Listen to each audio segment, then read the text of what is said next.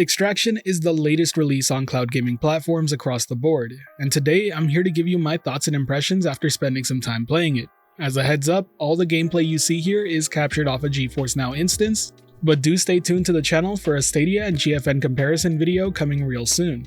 Rainbow Six Extraction is a game I find hard to hate or love. As a Siege player, I can't deny the fun factor of its solid gunplay, which is pretty much identical here. If you like how the guns handle in Siege, you're gonna like them here too. That said, the satisfaction you get from outplaying a human player versus an AI is very different.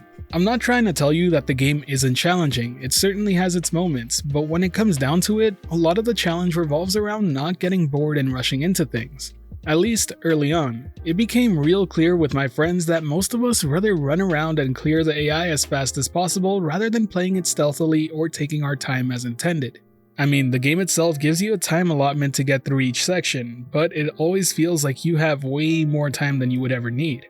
When I hit matchmaking to play with randoms, I started to notice that some players just outright will skip an objective like planting trackers on the nest, which does require you to approach them unseen just to get to the more action-packed objective in the next area. I really hated the matchmaking experience if I'm being truly honest. It never felt like there was enough teamwork in my many rounds played. Even on the easiest of difficulty settings, playing with randoms was a real challenge. And it didn't come from the game being hard, it came from every player having their own playstyle. Not being on the same page made even the easiest of difficulty settings really hard to complete. One moment you can have somebody who's crouching around being full on stealth and not alerting anyone, and then have another player who's just running and gunning, allowing everyone to be seen. It just doesn't make for a fun experience, and depending on your playstyle and who you are, it may very well ruin the game for you.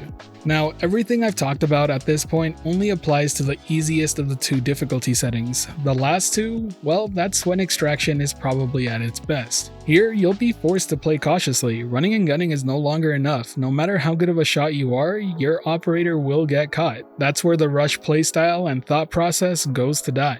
Frankly speaking, they're not going to have fun because they're not going to get very far. This is all mainly due to the modifiers that begin to get added. They amplify and give new powers or threats to current enemies or objectives. It's a much tougher experience, but also the one truest to the developer's intent with the game. And that's teamwork, where everyone needs to be on the same page and using communication to surpass the threats ahead. Getting through all three stages on a higher difficulty feels like a rewarding experience. That's due to not being easily achieved.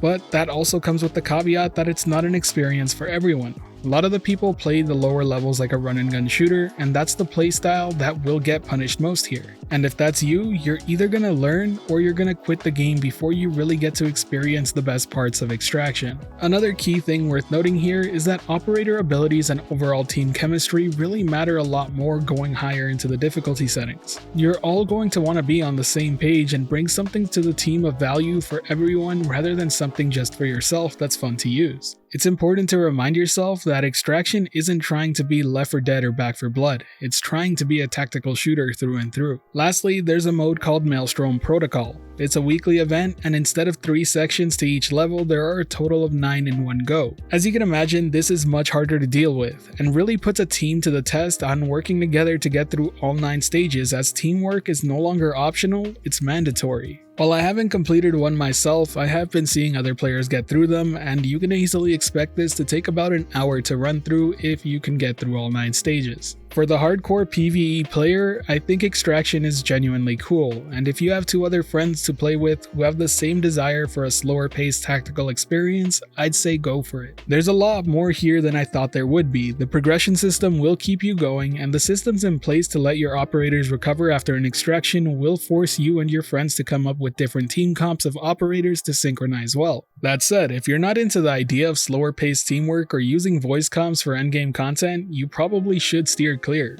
The first 2 difficulty settings are the easiest to blast through, and because of that, they are less rewarding. What really puts everything about this game into question though is long-term support. It does appear that Ubisoft wants to make this another Siege in terms of constant updates for years to come, but that will of course depend heavily on the user base that ends up playing this game long term. I actually think the game is launched with an okay amount of content.